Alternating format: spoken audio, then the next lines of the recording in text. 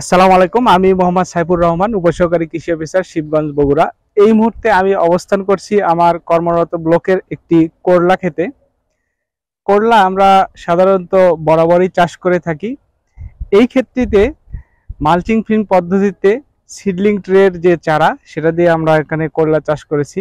তো সফলভাবে করলা চাষ করতে গেলে বেশ কিছু বিষয় আমাদের খেয়াল রাখতে হয়, বেশ কিছু পরিচর্যা করতে হয়, তবেই না আমরা সফলভাবে চাষ করতে পারি। কিন্তু করলা চাষ করতে গিয়ে কৃষকরা বরাবরই যে একটা বড় ভুল করে থাকে, সেটা হচ্ছে গাছের উপযুক্ত প্রুনিং হয় না। এই গাছের উপযুক্ত প্রুনিং না করার কারণে কিন্তু বিভিন্ন প্রকার রোগবালাই, পোকামাকড়ের সমস্যা দেখা যায়। তো আজকের ভিডিওতে আমরা কথা বলবো করলার যে প্রুনিং এর উপকারিতা কি এবং কিভাবে এই প্রুনিং করব সে বিষয় নিয়ে। আমি যদি একটু দেখাতে চাই, আমাদের এই ক্ষেতের বয়স কিন্তু 30 দিন প্লাস হয়েছে, 35 দিন, অর্থাৎ আমাদের সিডলিং ট্রের যে চারা ছিল সে চারার রোপণের পরবর্তী বয়স হচ্ছে এই ক্ষেতে 35 দিন। আমাদের অলরেডি কিন্তু গাছ মাচা ভরে যাচ্ছে এবং ফুল ফল চলে এসেছে। একটু আমি যদি দেখাতে চাই, এই গাছটাতে আমি যদি একটু দেখাতে চাই, দেখেন নিচের দিকে কিন্তু ব্যাপক ডালপালা, ঝোপালো অবস্থা, ব্যাপক ঝোপালো অবস্থায় ডালপালা। এই ক্ষেত্রে কিন্তু এক দুইবার কিন্তু প্রনিং অলরেডি হয়ে গেছে। প্রনিং হচ্ছে কি, আমরা গাছের যে অবাঞ্ছিত যে শাখা প্রশাখাগুলো সেগুলো আমরা কেটে দূর করে দেব। এটাই হচ্ছে মানে প্রনিং, এটা সহজ বাংলা কথা, এটাই প্রনিং।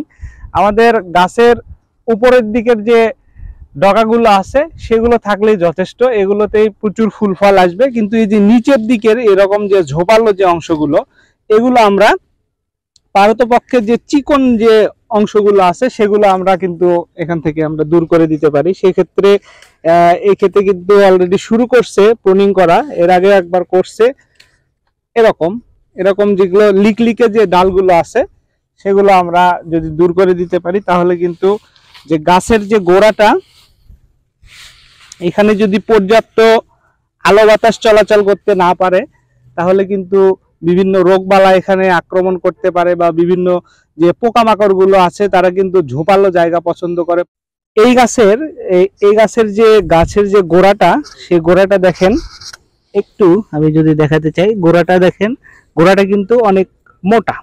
কিন্তু এই যে এখান থেকে যে চিকন চিকন যে ডালগুলো বের হয়েছে, এই চিকন যে ডালগুলো বের হয়েছে, এগুলো কিন্তু আমরা রাখবো না। এই চিকন যে ডালগুলো হচ্ছে এগুলো আমরা রাখবো না। এগুলো যদি আমরা এভাবে যদি আমরা কেটে দিই, তাহলে কিন্তু গাছের গোড়াটা পরিষ্কার থাকবে। দেখেন এখন কিন্তু গাছের গোড়াটা মোটামুটি পরিষ্কার হয়ে যাচ্ছে। এভাবে আমরা যখন পরিষ্কার করব, তখন এখান থেকে যে লিকলিকে যে ডালগুলো থাকবে সেগুলোতে থেকে কিন্তু তেমন ফুল ফল হবে না, হবে কিন্তু সেগুলোর আকার হবে খুব ছোট ছোট। এই জন্য আমরা যদি এই গোড়ার যে অবাঞ্ছিত যে শাখা বা বয়স্ক পাতা, এগুলো যদি আমরা কেটে দিই, তাহলে কিন্তু পর্যাপ্ত আলো বাতাস গাছের গোড়ায় চলাচল করবে। তখন কিন্তু রোগবালাইয়ের আক্রমণ কম হবে এবং পোকার আশ্রয়স্থল ধ্বংস হবে। সেই ক্ষেত্রে আমরা ভালো ফলন পেতে পারি। আর এই প্রুনিং, প্রথমে একবার প্রুনিং করলে পরবর্তীতে দেখা যাবে যে গোড়া থেকে আবার এরকম ছোট ছোট শাখা, অবাঞ্ছিত ডাল বের হবে। এই জন্য আপনাকে 2 থেকে 3 বার প্রুনিং করতে হবে।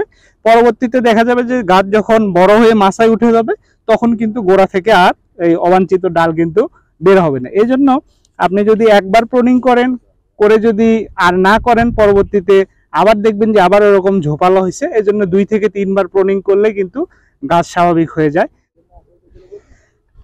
আমি যদি একটু দেখাতে চাই, যেমন দেখেন এই গাছটাতে কিন্তু প্রথমে 1-2 বার যখন প্রুনিং করা হয়েছে, তখন কিন্তু এই গাছের গোড়া থেকে 6 ইঞ্চির মাঝে কোনো নিচ থেকে কিন্তু কোনো শাখা প্রশাখা কিন্তু নেই।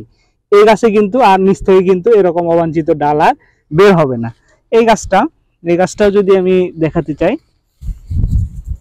এখানেও দেখেন, এখানে কিন্তু গাছের গোড়া থেকে কিন্তু এরকম। তো আজকের ভিডিওতে আসার উদ্দেশ্য এটাই ছিল যে আমরা করলা চাষ করতে গিয়ে গাছকে সুস্থ সবল রাখতে গিয়ে এবং যদি ফলন বৃদ্ধির জন্য এই প্রুনিংটা খুবই গুরুত্বপূর্ণ। তো আমরা এভাবে করলা ক্ষেতে প্রুনিং করব এবং আমাদের অধিক ফলন নিশ্চিত করব। তো সবাই ভালো থাকবেন। আল্লাহ হাফেজ।